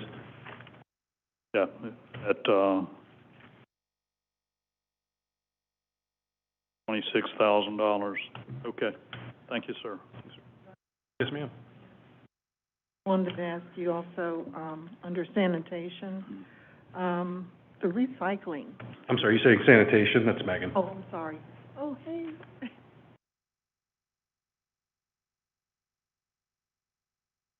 We might need an electric micro mobility vehicle to get y'all back and forth to the podium. Just getting on our steps today, it's okay. We're just working on our steps today. Hey, Megan, what I wanted to ask was the recycling. Didn't we at one time decide to go for just a year on the recycling? I think. Yeah. We had. Yeah, we signed in 2019, and that was a 3-year contract with the option of 2 one-year renewals. Okay. So we are into I think we have 1 year. It renews December 31st. This coming December? Mm-hmm. So the new contract starts the 1st. All right. Don't renew it, or we, I Can I? They're very picky. know you've got tipping fees. Yeah, so there is a lot of confusion with the recycling. So as you see it on here, that we budget for recycling, but with the new sanitation fee, I think we're breaking that out, correct? We're talking about it? Yeah, so that's a part of the sanitation fee analysis, and that was in and that was one of the talking points I want to have before we concluded, and we can discuss that now. Because currently, right now, in the sanitation fee for residential, it is built into that fee. So we are charging the resident for that. It looks a little skewed. But when we do the new, it will definitely break it out and have that fee for recycling separate from the sanitation. I know the commission has gotten a copy of that article that was in Florida Trend, and it's something I brought up last year, and I brought it up the year before. And as much as I hate to say it, recycle has run its course. If we decide, before we make any decisions, I would like to bring Waste Connections in, because if we decide to get rid of recycling, it is going to be a PR nightmare. We have more people in Madeira Beach that recycle. I would say it's probably 75 to 80% of people recycle. If one street is missed, I receive 100 phone calls. And then if we get rid of that, we then have to remember that all of that recycling ton is now going to be what we're going to be incurring on our tipping fees to Pinellas County that are going up again in October. Well, and this, this is just my opinion, not necessarily shared by all, I think was the saying. But we either do away with it when the contract is up, or we charge the $6. We will charge the $6. And then whenever if they want to pay it, and residents don't have a choice in opting out of recycling. The only ones that can opt out are the condos and the businesses. So the businesses, it's an open market. They can choose whomever they'd like to recycle.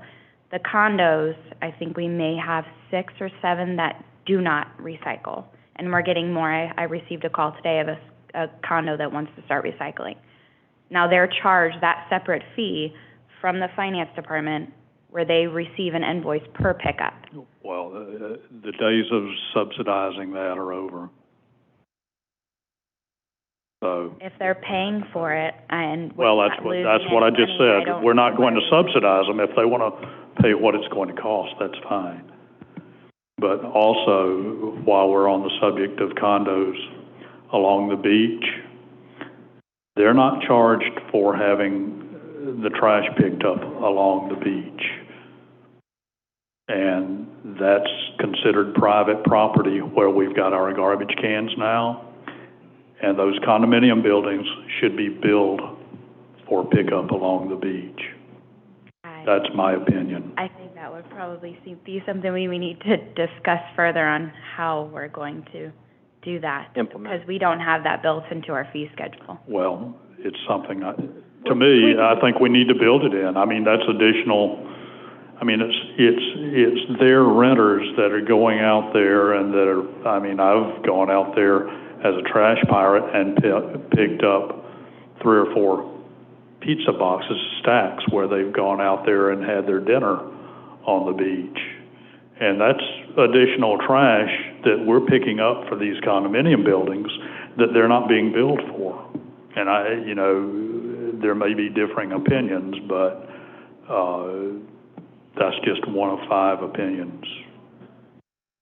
Can definitely look into adding a fee into our fee schedule for that. And I'm doors open for other input on that too. But We're going to be looking at the fee schedule anyway, aren't we? For sanitation, yes.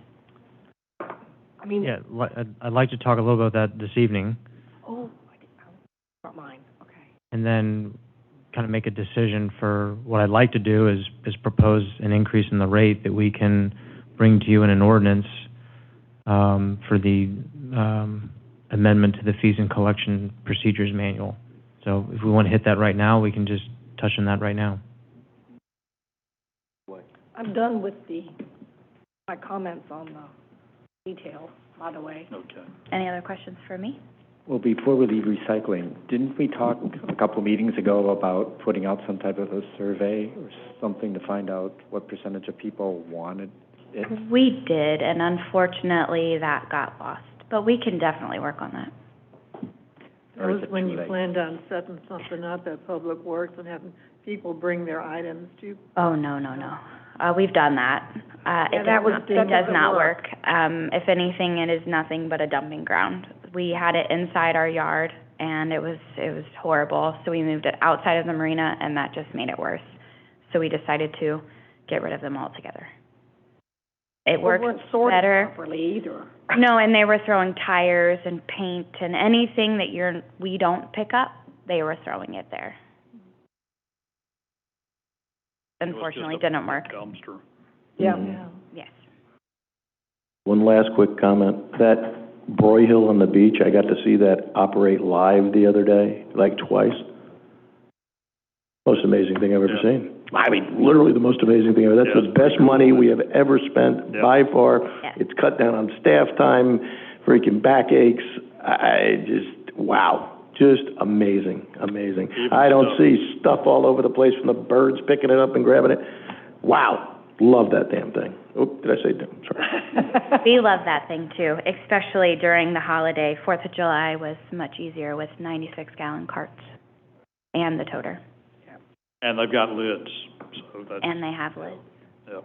And we can sell advertising for the side. There you go. So, We're going to have a Love Our Broyhill Day. It's a little smelly. We might have to clean it first. full of fish, huh? But we are spraying the cans that are on the beach because everybody's putting dead fish in them, but we have the ability to spray from the Broyhill. Just put it out there. Cool. Thank you. Thank you.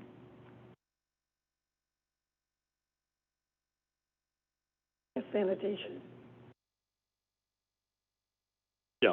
Sure, on the sanitation side, I mean, first the survey, the timing, so we can certainly do that. Just need to kind of know what y'all think on timing, because we are going to be locked into this contract with Waste Connections, I believe, through the end of 2022. So there is a termination clause within, but it's really only termination for non-performance, and they have a right to remedy.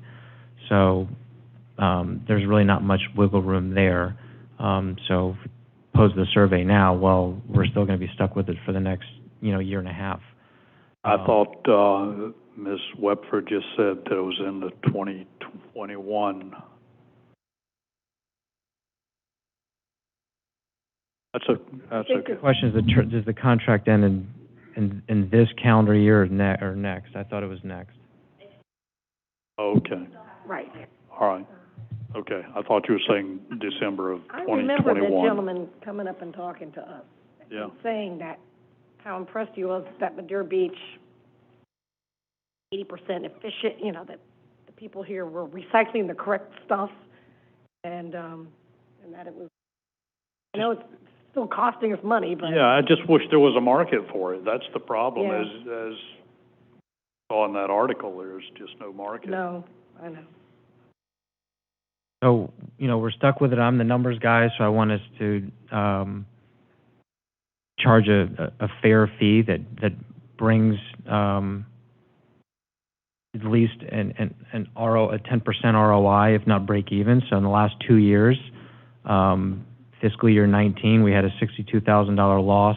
Fiscal year 20, we had a $47,000 loss. So costs have been going up, fees have been stagnant, right? So in the sanitation fee analysis section of your agenda packet, if we just narrow the focus to recycling only, as Megan pointed out, condo recycling, don't need to worry about that because the condos sign up, we bill through us, but whatever we're charged, we bill back. So that's a net zero effect. Commercial do their own thing, so residential is really what it comes down to. And so from our analysis, the amount of residential recycling service fees that we've brought in, which really our fee structure is just one amount, but within that, internally, we've got a breakout to say $2 is going to be recycling. So if you base on that $2, then we're bringing in $31,509, and it's costing us $185,000. So we're losing about $140-something thousand annually if you take our fee and break down what's true refuse and what's and what's recycling. So the thought is, so in that sanitation fee analysis piece, take out recycling altogether, we need to increase our fees by 23.41% just on the refuse side to bring our refuse to an amount that's yielding a return of a positive net income of $27,000 at the end of 2022. So that's first recommendation, is to increase by approximately 23% and then bring our recycling cost to the true amount that what we're getting billed. And we're getting billed about $12,000 and change per month. And the other issue I have with it is it's based on an estimate of 1,922 units. While we're only serving, based on a time study we did for two specific billing periods, one in 2019 and one in 2020, because we bill every 2 months. So the latest one was August through October of 20. The number of customers was only 1,613. So I think their number of customers is too high as well. So what we'd like to do is get back with Waste Connections to see if there's any wiggle room there. What they'll likely come back and say is, well, that would necessitate an amendment to the agreement because our rate per unit was based on the estimate of 1922. So they might just raise the rate. Either way, we've got to cover $185,000 of costs that we're incurring. And so what I would propose is bringing forth a updated fee to you all. We can do it at the next regular meeting to get to raise by the 23% plus the sanitation, the recycling cost, because I don't want to penalize commercial.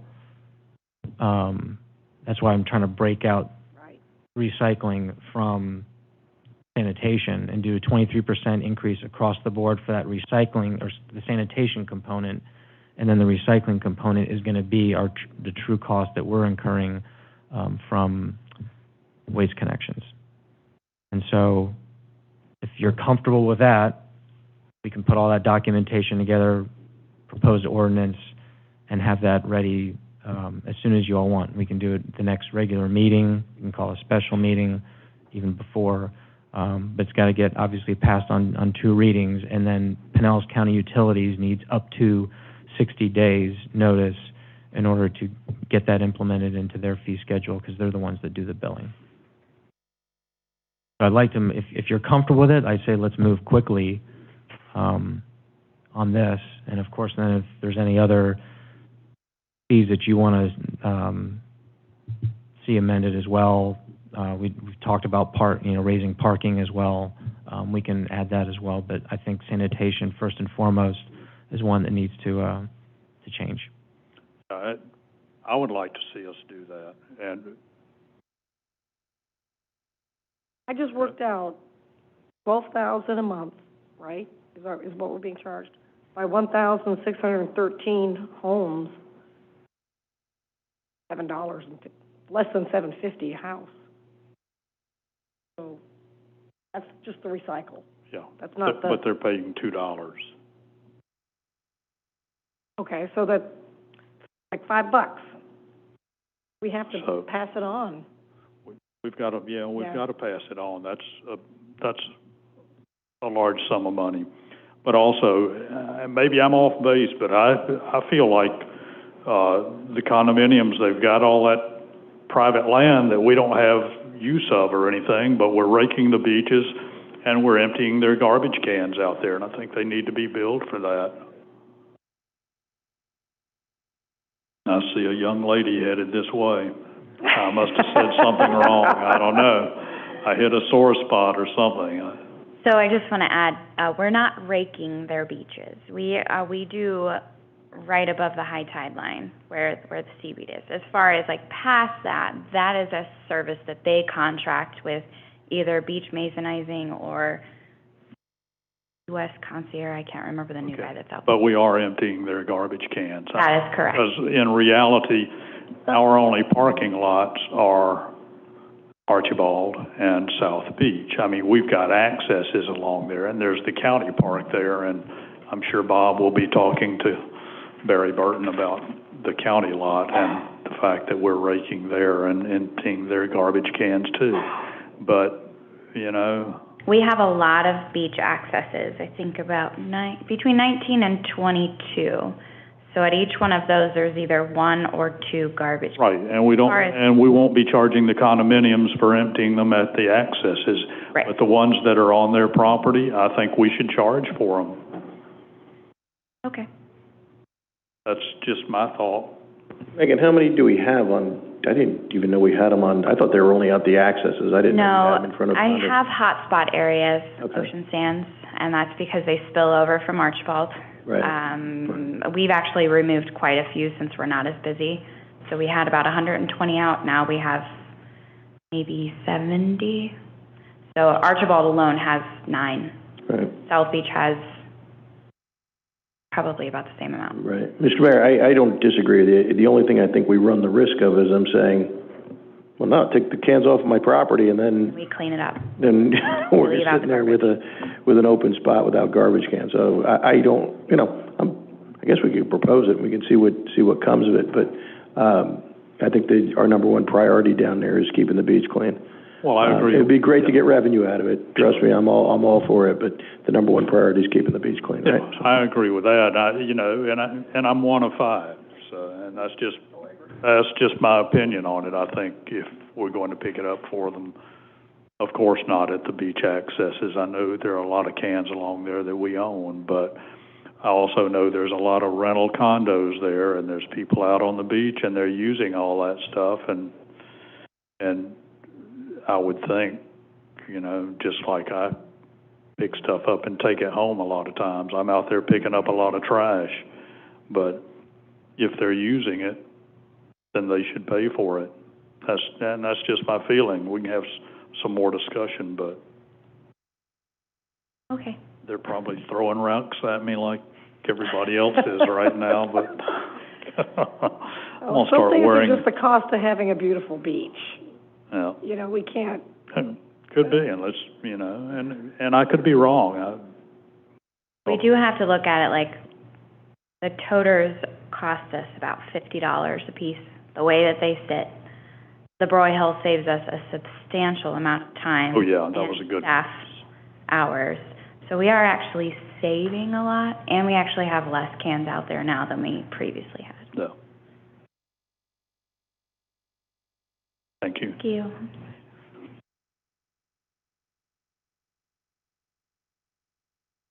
Okay. Don't have anything else. How about you guys? I think it's a good start. Yep.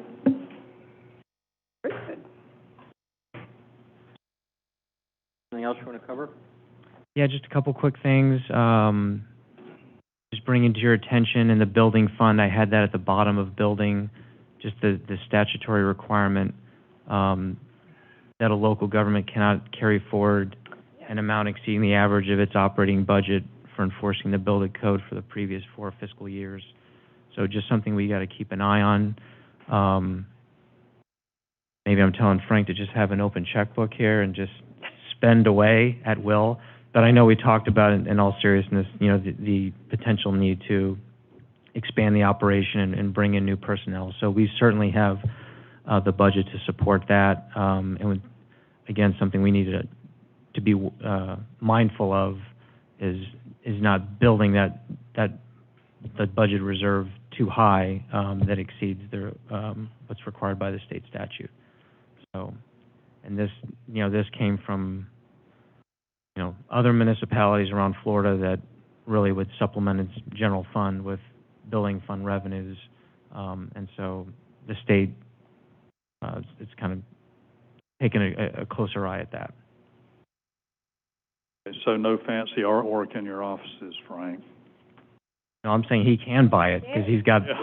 Get some more employees in there, get rid of that backlog. Yeah. Well, we had talked about Get more people in there working. Growing it and getting everything caught up and getting that place running like a fine machine. So, and I know that's in the works. Yeah. So, again, speaking of building fund, I'm going to be putting forward a budget amendment for you all for the fiscal year 21. One will be building fund, and initially in our long-term capital improvement plan that we brought forth to you all previously, we had $50,000 in building fund for software upgrade for FY22, but we want to advance that and try to get that fully implemented in fiscal year 21. So we're going to do a budget amendment for building fund for that $50,000 to spend in FY21 to get through that software implementation project. Also in Marina, I'm going to do a budget amendment just to move from those purchases store and purchases fuel from an expenditure line item up to revenue. Remember, that was based on a workshop that we had previously that I felt was a more accurate reflection of the Marina budget to just show true operating expenditures and not its cost of sales. So budget for that, as well as another item in Marina for generator electrical improvements. I think about $15,000 was the estimate we got for that. So a capital-related item that we want to initially put in FY22, but given the urgency of the matter, wanted to move that forward for FY21. So that'll be in there as well. In legal services, we just have some unexpected overages there. So we'll just have a budget amendment to increase the legal services budget, and that's three components. One, city attorney retainer, and that's a set amount per month. That's accurately budgeted. We did go over on city attorney non-retainer charges, and then we went over on other legal services, which came from other law firms. So we need to increase that budget. And then one on parks relating to the $38,000 on that portable restroom upgrade. I think there was just a fiscal year timing issue from when the expense was incurred. So unplanned on the $38,000 that was incurred this year, and that caused that budget to get a little out of whack. So we'll have an amendment on that. And then one on recreation that has, I think, maybe a couple different items that Jay can elaborate on. Yeah, so the two in ours, one is the promotions account, which I remember budgeting last year. I told you all we were going to budget for COVID and under the intention we weren't doing anything. And now we're starting to do stuff, so we're getting over on that, the carnival being one of them. And then now we're looking at, as soon as Red Tide is done, getting back out on the beach with movies and that kind of stuff. So there's a lot of these activities that we're trying to bring back. And then the second one was our maintenance budget. We took about a $16,000 hit from Ada, which, believe it or not, was within the last year. So I was looking at $10,000 on both of those. It won't fully cover those losses, but it's going to get us, it'll bridge the gap just for the rest of the year. So just those to make sense. So we've got some, routine stuff we want to do in the park to get it looking good. So. I think just the plan going forward is we're going to make some changes based on things we've talked about and some of the personnel, finalizing personnel numbers that we need to do, and then put a more comprehensive budget document to you all together. I would propose meeting in August, providing you all that more complete budget document, and then have that meeting in August. And if we're all comfortable at that point, then the next meeting after that would just be the initial public hearing in September to adopt the tentative millage rate. If you all want to have more workshops in August to flesh out some additional issues relating to the 22 budget, we can certainly do that. But maybe we'll just start with that August workshop with a more final budget, and then kind of go from there. There is one thing I wanted to bring up that I had forgotten about, and that's Director Webford, you're going to shoot me. Pennies for Pinellas, undergrounding of utilities on Gulf Boulevard.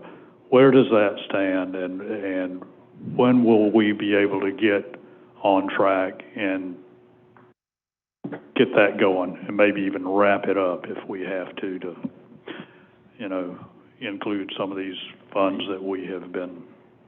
I don't think Megan has looked into pennies for Pinellas for the undergrounding, but what we're scheduled, we had to do a 5-year schedule, and they wanted to phase in the projects for different cities, and I think most of our startup on pennies for Pinellas is going to be in the 2022 year, and it starts out with, we've already made contact, and I think we spent money on the Duke design work, and that's currently where it's at. We don't have an engineering firm that's coming in to design this whole thing. Duke does that, and that way it's built to their specifications, and we don't have a dispute like they've had in some cities between the engineering firm and Duke, and we get it done the way that we're supposed to do it. So we're following the lead of Treasure Island in that regard, and they were doing it without having a resident engineer as well. And but most of our work is going to be starting in the 20 to 22 year. Well, I mean, this has been going on forever, it seems like, and I see other towns along here where Treasure Island's got at least half of Gulf Boulevard completely done. We're waiting on Duke Energy still currently from phase 2. I haven't gotten an update on that. I knew that they had to do something with re-permitting with FDOT, and I haven't heard back on where that is. So that's why the poles haven't been pulled, the wires haven't been pulled, and it hasn't been refurbished. Yeah, But I'll check on that tomorrow. I'll send it. Okay, yeah, I mean, I know you got a full plate right now with Red Tide and all, but. We also have their franchise agreement that's due for us to look at. It's amazing. Might be able to get some movement. I thought the county had it sorted out from A to Z in a schedule, but no. Well, they did, and that's why we had to be part of that schedule. Right. But, the funding, the county didn't want us, like, if everybody put their projects and you did it year 1 and year 2, then they didn't have enough funding the way that they had the money spread out. Okay. But of course, we might have some issues right now. It might be advantageous for us to wait the way the construction costs are right now. Mm-hmm. And, I understand it's starting to steady somewhat, but if we were into full construction of it, we might not have enough money to do everything that we have to do to complete it. But I think, we should fare out okay. The main problem that we're talking about is, the conduits that were run before with an engineering firm, supervising it. Duke is just taking their time and getting their work done. Mm-hmm. And, granted, I've realized that they have to go out on natural emergencies that we have with hurricanes and everything else, but it just seems like it takes them forever and a day to get the job done. Okay. All right. Yeah, I'll tell you, because that would be a heck of a legacy for us to leave behind, to actually put a plan in place because you know what, we've been so lucky with hurricanes, and we've been so lucky along the lines, and I'll tell you, we shouldn't be doing any more road projects unless that's part of the plan going forward, because I think that I tell you, I mean, besides some of the little things that people talk to me about, that is probably the number one issue people talk to me about. Yep. When in the heck are we going to get around to doing this? We don't even have a plan in place, and I think if somewhere along the line, or the next 6 months or so, even if it's a 5-year plan, I don't really care what it is, but to really kind of step forward and look at this as being kind of a priority, I think that would really go a long way for us. Yeah, getting some of it started. I mean, it's just going on forever and ever, it seems like. And I hate driving across Johns Pass Bridge and seeing underground utilities on the other side of the bridge. It would really clean the city up. And I think there's grant money for hardening of the city as far as, storms and whatnot. So, anyhow, thank you. I will talk to the contractor and we'll see where we are. Thank you. You're welcome. 2 more really quick things for me just to answer questions that you all previously asked. One was on uniforms and HR. Looks like something got miscoded because right now the current year balance of it is 0, and so I think maybe something was recorded to it and then reclassed out of it, but our budget software captured it and annualized it, so there's no, like, gold-plated jackets that our HR director is. It's not like the match. Sean's wearing his Armani suit with the city logo, huh? That would be cool, but no, that amount is zero. And then we had maintenance streets for $439,165. I think that related to the Gulf Boulevard resurfacing project that we had booked to capital, but then in conjunction with our discussion with the auditors, determined that Gulf Boulevard is not our street, so it's really not our asset, so we had to move that to an actual maintenance expense, but that won't recur. Okay, thank you. Is that it? City Manager? With that, this meeting is adjourned at 7 p.m.